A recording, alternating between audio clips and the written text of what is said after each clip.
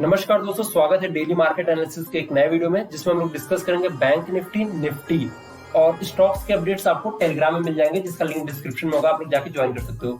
Bank Nifty और Nifty के कल के ट्रेडिंग प्लान पे हम लोग डिस्कस करेंगे, और उसके साथ ही जो इस वीडियो में मैं डिस्कस करने वाला हूँ वो मैं स्टॉप लॉस के ऊपर डिस्कस करने वाला हूँ कि हम लोग ऑप्शन बायर्स को स्टॉप लॉस कितना रखना चाहिए, खासकर बैंक निफ्टी में, क्योंकि हम लोग जनरली बैंक निफ्टी ही ट्रेड करते हैं।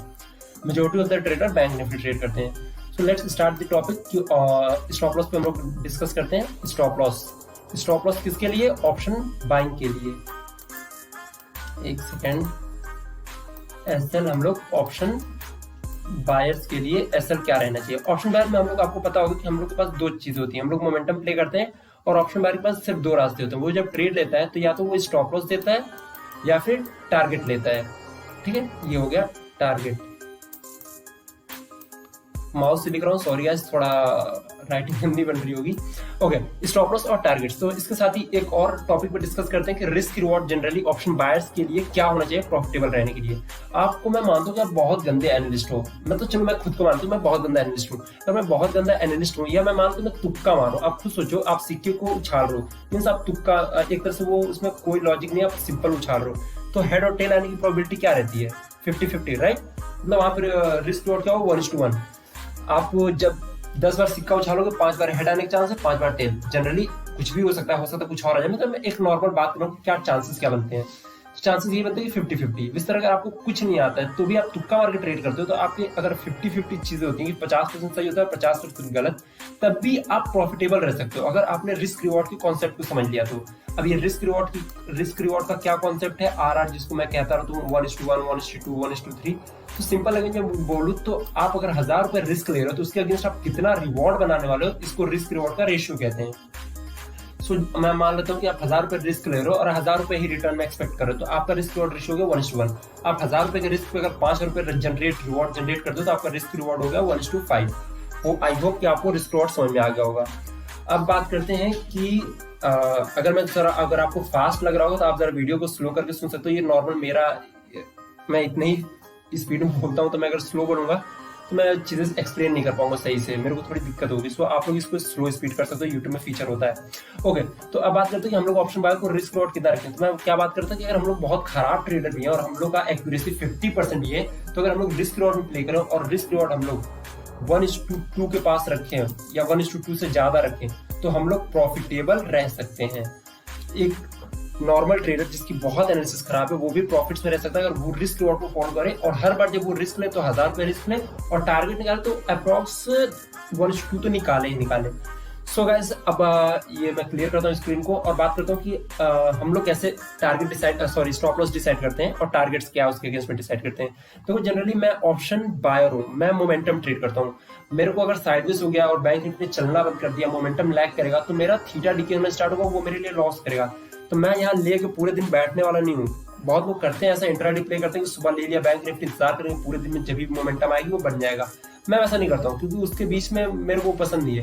मेरे को चाहे मैंने ट्रेड लिया, या तो मैं स्टॉप लॉस देने वाला हूँ या तो टारगेट, हाँ, जल्द से जल्द हो। मेरा ट्रेड जनरली आप लोगों ने देखा होगा कि 5 मिनट, 10 मिनट, 15 मिनट। अगर वो फ्लो में चला जा रहा है तो मैं उसको राइड करता हूँ ट्रेड को, वो अलग की चीज हुई। लेकिन ज्यादातर ट्रेड्स मेरे 5 से 15 मिनट के बीच में हो जाते हैं। तो मैं कैसे ट्रेड्स लेता हूँ, क्या स्टॉप लॉस और क्या टारगेट्स रखता हूँ, मैं चलिए 5 मिनट के टाइम फ्रेम पे आपको एक्सप्लेन करता हूँ, तो आपको शायद बेटर समझ में आएगा क्या ट्रेड और क्या लॉजिक रहता है, क्या किस तरह से स्टॉप लॉस और टारगेट्स डिसाइड होते हैं। ये देखते हैं, मान लो ये चार्ट है, आपके पास कुछ नहीं है, आपको सपोर्ट रेजिस्टेंस आता है। आप किसको कुछ नहीं आता उसको चलो एक सपोर्ट रेजिस्टेंस ड्रॉ करना आता है। सबको दिख रहा है कि 37,850 एक रेजिस्टेंस की तरह। देखो यहाँ से रेजिस्टेंस लिया है, मैं ब्रश ले लेता हूँ, एक सेकेंड। यहाँ पे रेजिस्टेंस है, ये देखो इस जगह पर रेजिस्टेंस है, इधर रेजिस्टेंस है, और फिर इस जगह से रेजिस्टेंस। तो 37,850 एक रेजिस्टेंस का लेवल हो गया। सपोर्ट आप लोगों को कुछ नहीं आता तब भी आपको समझ में आ रहा हो सपोर्ट का, जहां से बैंक निफ्टी सपोर्ट लिया हो। तो सपोर्ट के लिए आप लोग क्या ड्रॉ कर लो? 37,445। इसी के लॉजिक पे हम लोग ने पिछले दिन ट्रेड लिया था, लास्ट फ्राइडे को। छोड़ो, इसकी डिस्कशन करेंगे, वीडियो लंबा हो जाएगा, इसलिए उसकी डिस्कशन नहीं करते। अब डिस्कस करते हैं कि मान लो क्या होता है कि इसके बीच में कहीं बैंक निफ्टी ओपन होता है कल के दिन पे, और यही एनालिसिस भी है कि अगर 37,850 और 37,450 की कहीं भी बीच में ओपन होता है, क्योंकि अगर आप इसको, मैं आपको दिखाता हूँ जरा 15 मिनट के टाइम फ्रेम पे। ओके, 15 मिनट टाइम फ्रेम पे आप देखोगे कि ये 5 अप्रैल से लेके 10 अप्रैल तक इसके बीच में रहा। तो अब ये इसने कंसोलिडेट कर लिया। आप जब आप इसको देखोगे, मैं ब्रश ले लेता हूँ एक सेकंड, अब देखो कि इसके बीच में रहा है, अब ये किसी साइड, अब ये रेंज बना चुका है, अब ये रेंज के किसी भी साइड ब्रेक करता है, अप साइड ब्रेक करे तो एक अप साइड की रैली और डाउन साइड ब्रेक करे तो एक डाउन साइड की फास्ट मूवमेंट हम लोग को देखने को मिलेगी। तो चलिए मैं जरा इसको जूम इन करता हूँ और आपको एक कंडीशन लेता हूँ। मानते हैं कल के दिन पे इसके बीच में ओपन होकर 37,850 को क्रॉस करता है, तो वहां पे मैं क्या करूंगा, मैं जनरली 37,900 की कॉल लूंगा या 37,800 की, जो जिसका प्रीमियम लगभग 400 के आसपास होगा और जो मेरे को प्रीमियम जरा सुटेबल लगेगा एट द मनी वाली स्ट्राइक प्राइस में पकड़ूंगा। उसका डेल्टा जो होगा, डेल्टा जो होगा, डेल्टा ग्रीक होता है गाइस, तो ज्यादा मैं डेल्टा के डेप्थ में नहीं बताता हूँ। डेल्टा जनरली आपको मैं बेसिक समझाने की कोशिश करता हूँ। डेल्टा वो चीज होती है जिससे हमें पता चलता है कि अगर बैंक निफ्टी इतने पॉइंट्स मूव करता है तो हमारा ऑप्शन कितना मूव करेगा। तो डेल्टा जो है वो एट द मनी के लिए, at the money strike price के लिए डेल्टा जनरली 0.05 होता है, या आप कहो कि 0.5।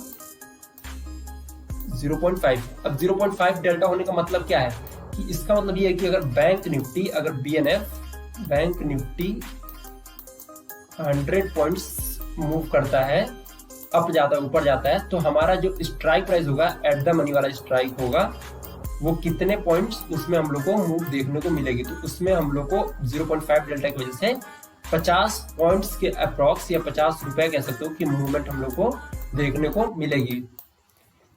सो गाइस आप लोग समझ गए कि एट द मनी का डेल्टा 0.5 होता है। अगर बैंक निफ्टी 100 पॉइंट यहाँ से मूव करेगा, 37,850 37,950 जाएगी 100 पॉइंट, तो हमें 50 पॉइंट की मूवमेंट हमारे 37,800 की कॉल में देखने को मिल जाएगी।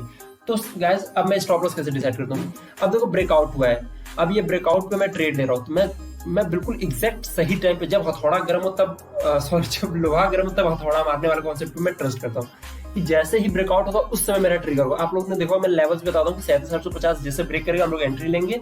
स्ट्राइक प्राइस की भी नंबर मैं टेलीग्राम में बताता हूँ आप लोग को, इसीलिए कि अब मेरा क्या टारगेट मतलब कि मैं कैसे ट्रेड लेने वाला हूँ। दो चीजें हैं, या तो अगर मतलब यहाँ पे बहुत देर तक मतलब कंसोलिडेट कर रहा है, 15-20 मिनट तक यहाँ पे कंसोलिडेट किया, अब ये ब्रेक कर रहा है तो मैं यहाँ पे फिर इसी को 37,850 पे ब्रेक करते ही ले लूंगा।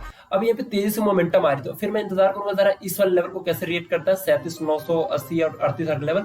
उसको अगर खुलते ही मूवमेंट आ गई तो मैं फिर 38,000 लेवल के पास इसको एक बार कंसोलिडेट करने का इंतजार करूंगा कि वहां कंसोलिडेट करे और फिर उसको ब्रेक करे, तो फिर 38,000 या 38,100 की कॉल में हम लोग ट्रेड लेंगे। सेम डाउन साइड पे रहेगा, इसके बीच में ओपन होगी 37,450 को क्रॉस करता है, 37,450 445 है तो आप 440 आप ले सकते हो, 37,440 को क्रॉस करता है तो हम लोग डाउन साइड के लिए ट्रेड ले सकते हैं और बहुत फास्ट मूवमेंट मिलने वाली है। सो मंडे को रैली हम लोग मिस नहीं करेंगे, जो भी होगा मैं टेलीग्राम में अपडेट करूंगा। हाँ, स्टॉप लॉस क्या रहने वाला है, अब देखो हम लोग का क्या सोच है, हमारी थिंकिंग क्या है कि इसको ब्रेक करते ही इसमें क्विक 100-200 पॉइंट्स की मूव आएगी। अब इसको ब्रेक किया और क्विक 100-200 पॉइंट की मूव नहीं आई, इसका मतलब हमारा मोमेंटम हमने गलत कैच किया, हमने ब्रेकआउट गलत कैच किया, फिर क्या होना है, तो फिर हम लोग स्टॉप लॉस देना है। तो अगर इसको हम लोग गलत साबित हो तो जो इसका बफर होता है, जो नॉर्मली आप लोग देखो 20 से 30 पॉइंट का मूवमेंट तो ऐसे हर मिनट करता रहता है बैंक निफ्टी की स्ट्राइक्स, तो मैंने ट्रेड लिया तो मैं 30 पॉइंट का स्टॉप लॉस रखता हूँ। 30 पॉइंट का स्टॉप लॉस होता है कि बैंक निफ्टी अगर ब्रेक करने के बाद 60 पॉइंट नीचे आएगा तो मेरा स्टॉप लॉस हिट हो जाएगा, और मेरे एनालिसिस के हिसाब से अगर जब ब्रेक कर दिया है मेरे लेवल को तो वो 60 पॉइंट या 10-20 पॉइंट भी नीचे नहीं आना चाहिए। सो वोलेटिलिटी की वजह से 30 पॉइंट के स्टॉप लॉस रख के हम लोग ट्रेड लेते हैं।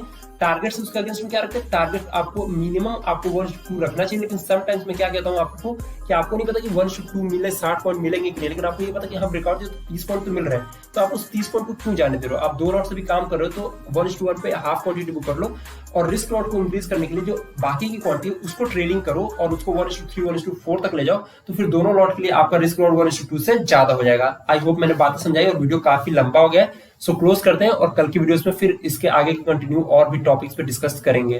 थैंक यू गाइस, अगर आप लोग अब तक